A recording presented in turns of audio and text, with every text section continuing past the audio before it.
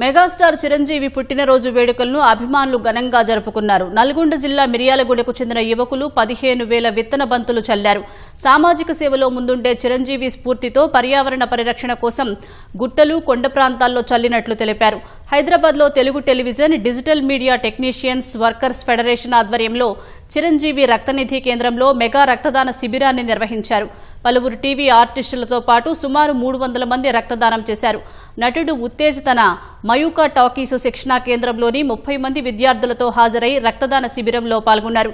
రక్తదానం చేసిన వారికి శ్రీ జనని ఆగ్రో ఫుడ్స్ సంస్థ తరపున అక్షర అనే విద్యార్థి ఉచితంగా స్నాక్స్ అందించింది. చిరంజీవి గారి బ్లడ్ బ్యాంక్ నుంచి దాదాపుగా ఇప్పటికీ ఎన్నో లక్షల మందికి ప్రాణాన్ని అందజేస్తుంది రక్తం అనే బ్లడ్ బ్యాంక్ ద్వారా. అలాగే ఎంతో మందికి చూపుని అందిస్తుంది. ఇది ఒక గొప్ప యజ్ఞం. సహృదయం ఉంటే చాలు, ఇంకా వేరే మనం వెళ్ళి లక్షల కోట్లు ఖర్చు పెట్టక్కర్లేదు పక్కవాడికి సహాయపడడానికి. సో అలా అన్నయ్య చేస్తున్న ఈ గొప్ప యజ్ఞంలో హృదయ వైశాల్యం ఉన్న ఈ యజ్ఞంలో మేము అందరం పాల్పంచుకోవడం చాలా హ్యాపీగా ఉంది. మెగాస్టార్ చిరంజీవి గారికి జన్మదిన శుభాకాంక్షలు. ఇంతకంటే గొప్పగా ఎవరు చెప్పలేరేమో. This is the best way to convey best wishes to him.